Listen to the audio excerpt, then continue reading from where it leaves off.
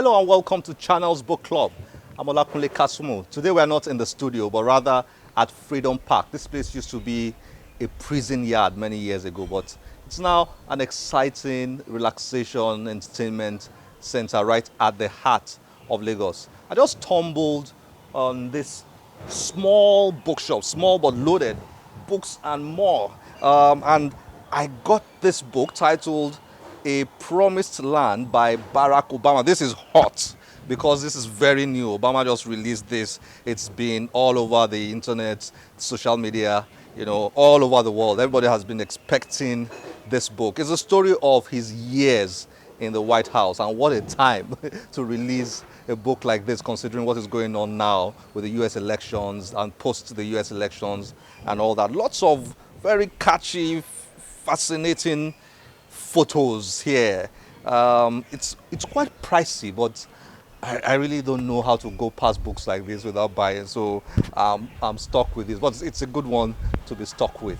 Now let me pop in there and see what's going on. What other books they have? Hello. Hope I can pop in. Great, great.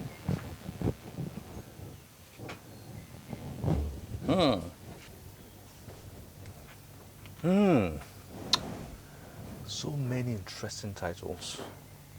I just get very excited when I see so many books like this. This is a small bookshop, but it's pretty loaded. I'm a big football fan, so it's one of the first books I'm seeing.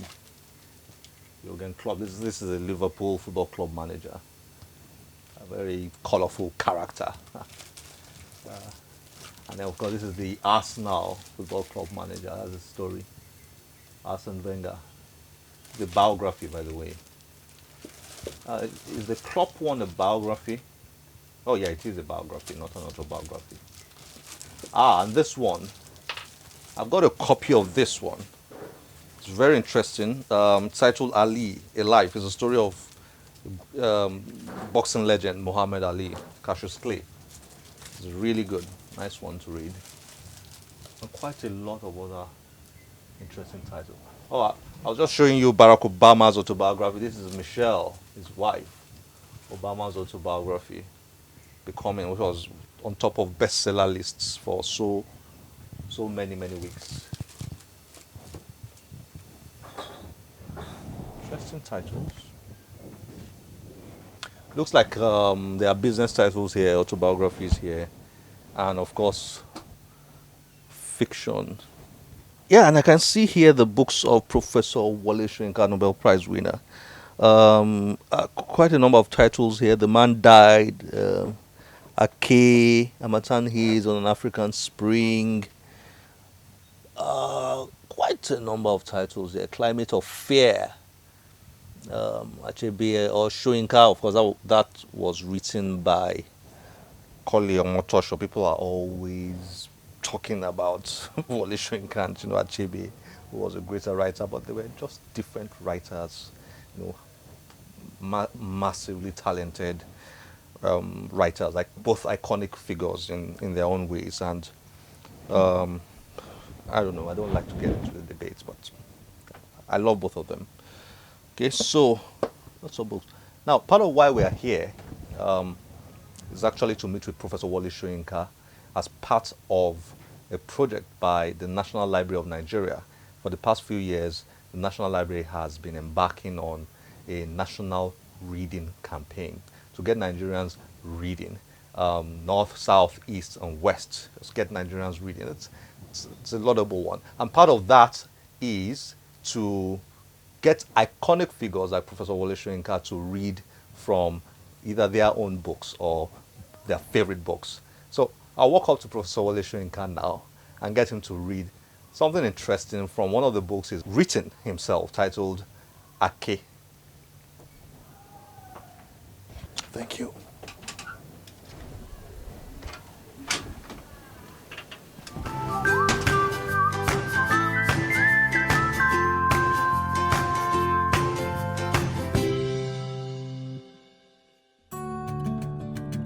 My father was a school teacher. so this may have a lot to do with my fascination with books. But I do remember, however, that I had more than an unusual preoccupation, fascination with books. I think just watching my father dig into books, it was like a kind of private communion going on, and this sort of attracted my attention and somehow suited my temperament. So I'll read from Ake, the years of childhood, because this is when I discovered really the world of books. And you could say that my introduction, physical introduction into that world, was my elder sister, who naturally began school before I did. And I got rather intensely annoyed with her because she'd get up every day and get dressed for school and then leave me behind. I didn't like that very much, so one day I'll tell you exactly what happened.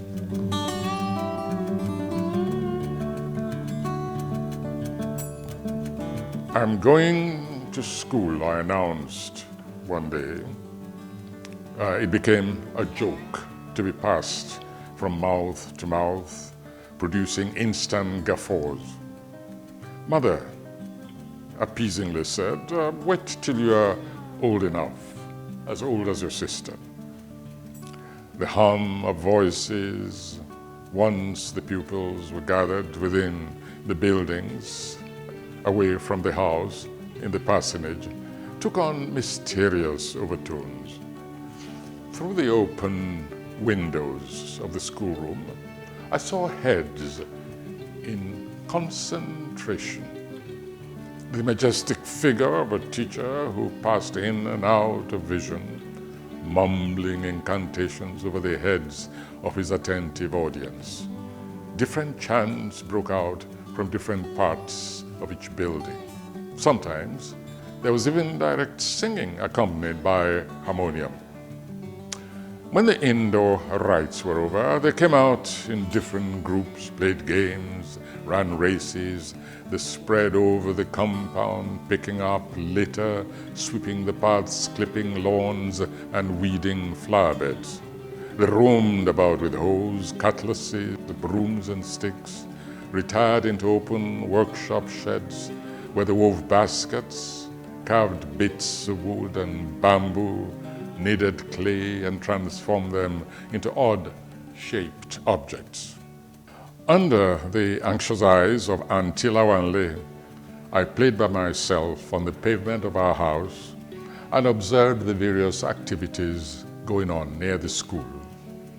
The tools of the open air were again transformed into books, exercise books, slates, books under armpits, in little tin or wooden boxes, books in raffia bags tied together with string and carried on the head, slung over shoulders in cloth pouches. Directly in front of our house was the lawn which was used exclusively by girls from the sister school. They formed circles, chased one another in and out of the circles, struggled for a ball and tossed it through an iron hoop stuck on a board. Then they also vanished into classrooms.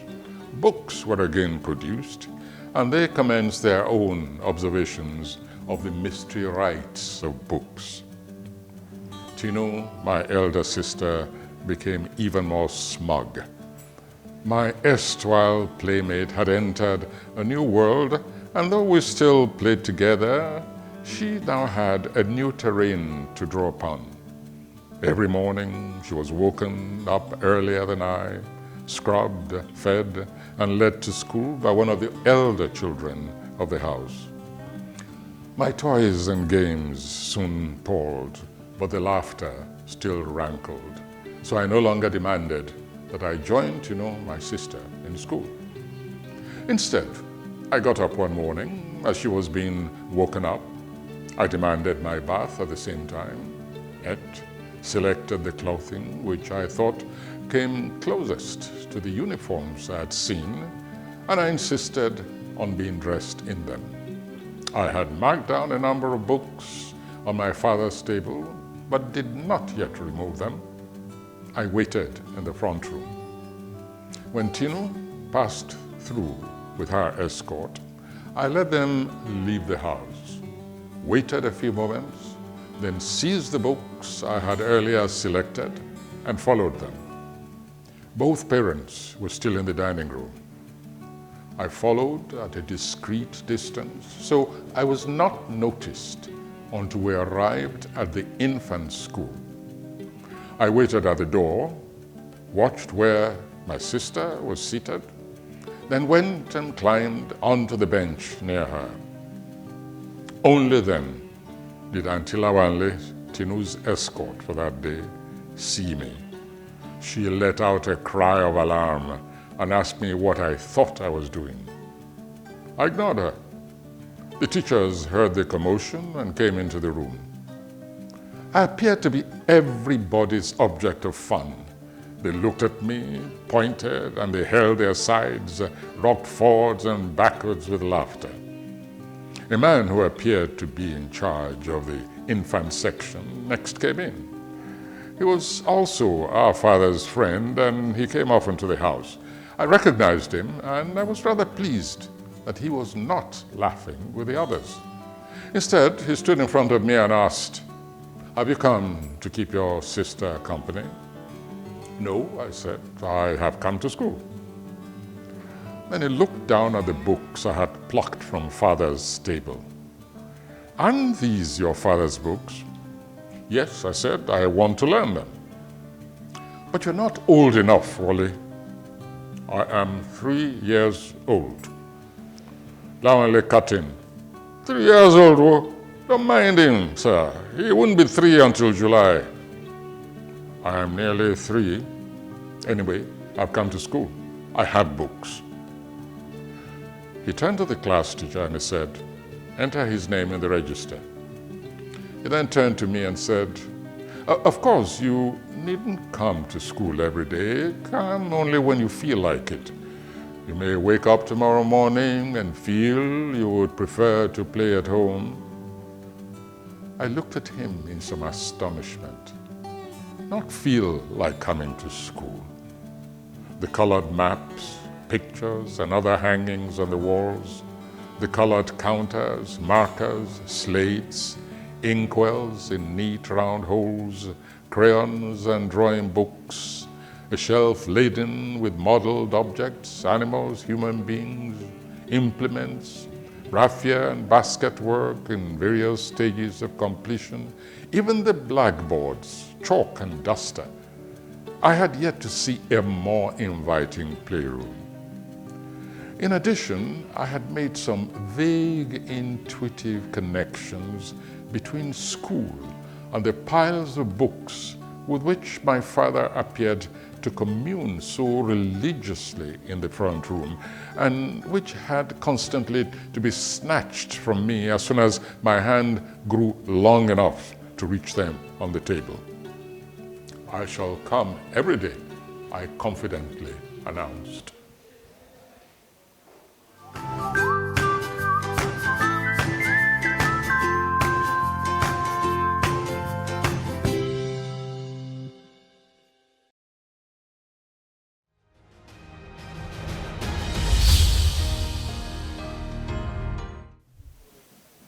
Just reading about this place, Freedom Park. Apparently, it was called Her Majesty's Broad Street Prison. Can you imagine that?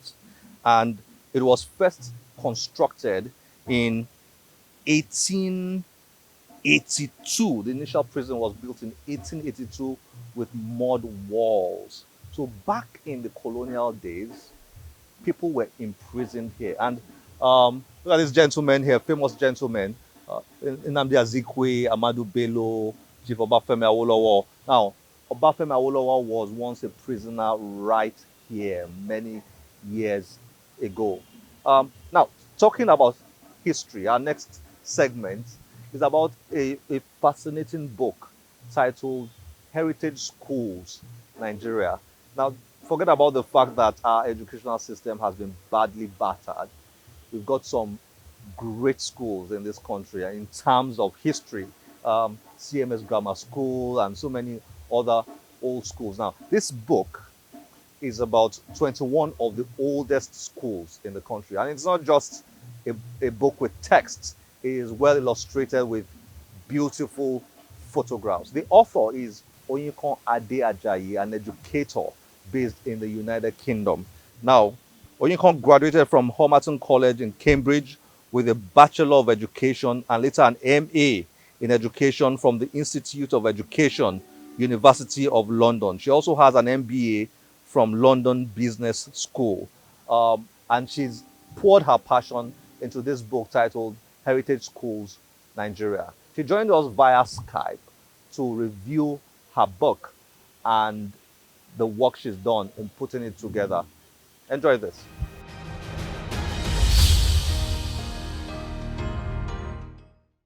Oyinkan Ade Ajayi, thanks for joining us on Channels Book Club. Nice to have you here.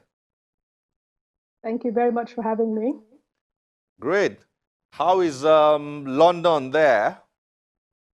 Well, we're all in lockdown, so we're having to manage as best we can. Okay. Thankfully, I like reading, so a bit of quiet time to be able to read, catch up on research. Oh, great, great. Let me start by congratulating you on your book, Heritage Schools Nigeria. Thank you very much. And I know you are an alumni of one of the heritage schools. Oh, yes. So, this book contains the stories of 21, what you call heritage schools. Is that correct? That's correct, yes.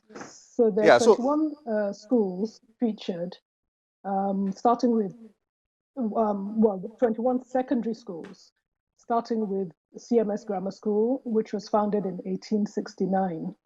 And the last school that was featured is Holy Child College, that was founded in 1945. okay. Are these 21 schools the oldest schools in Nigeria or 21 of the oldest schools in Nigeria? Well, they are some of the oldest schools.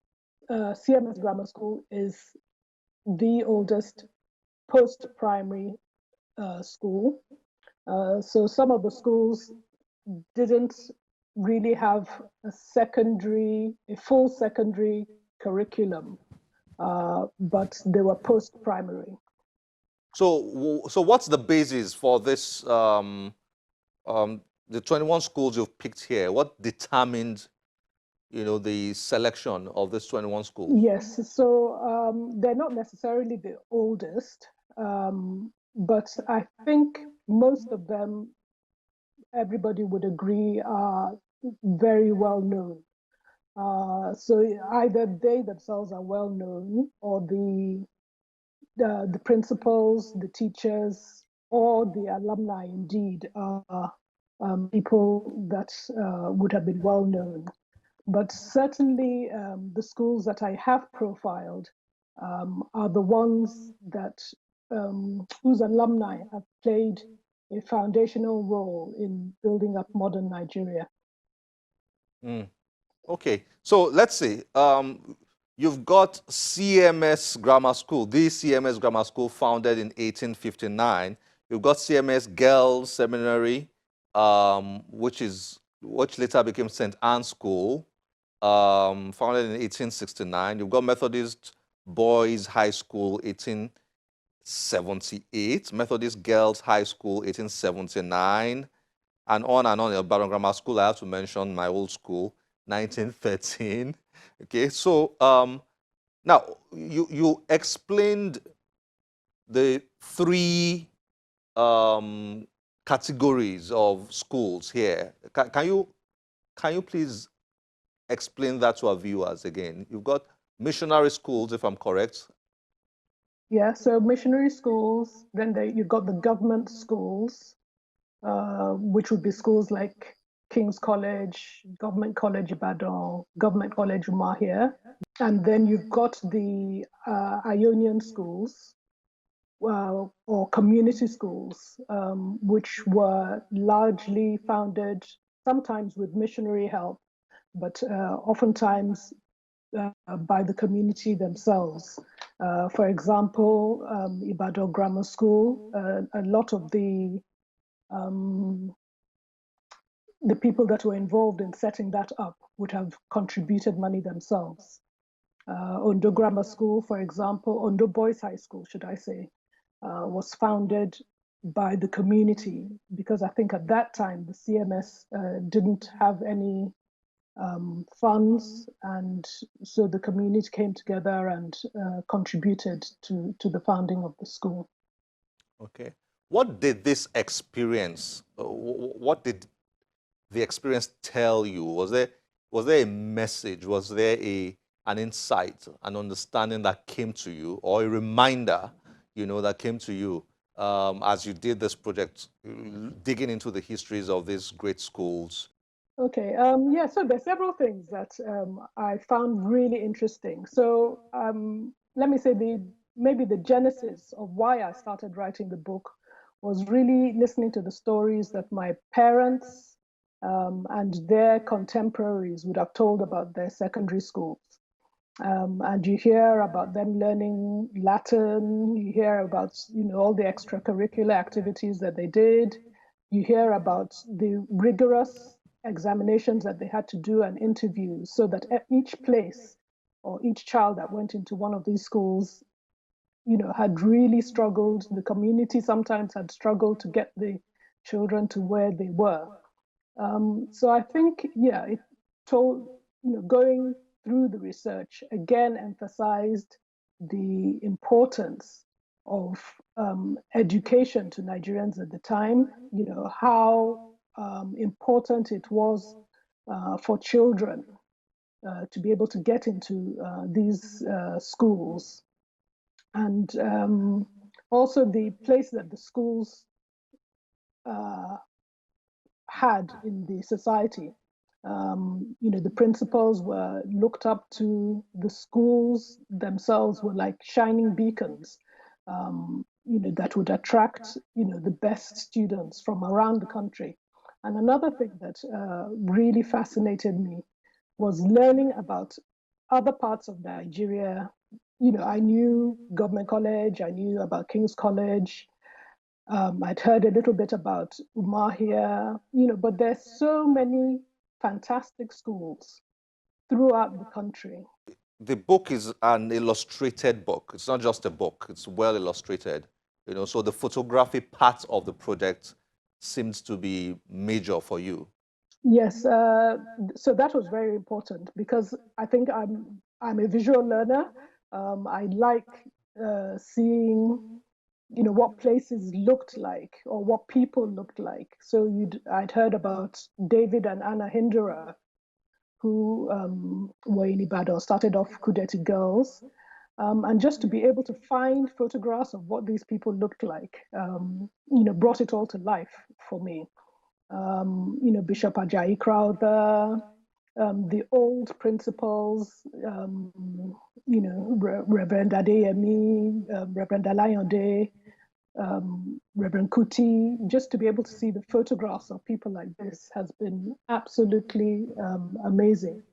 So one of the interesting things was that we did not prime the schools, so they were photographed on the day as they would have been any other day.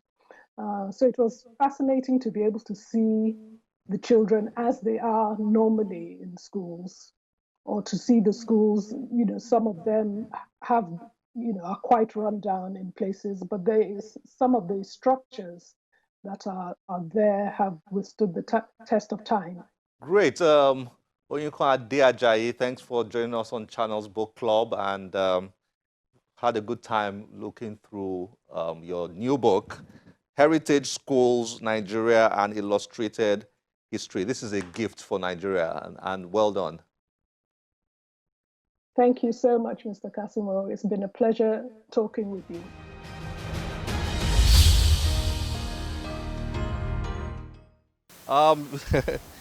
This chap, or is it lady now?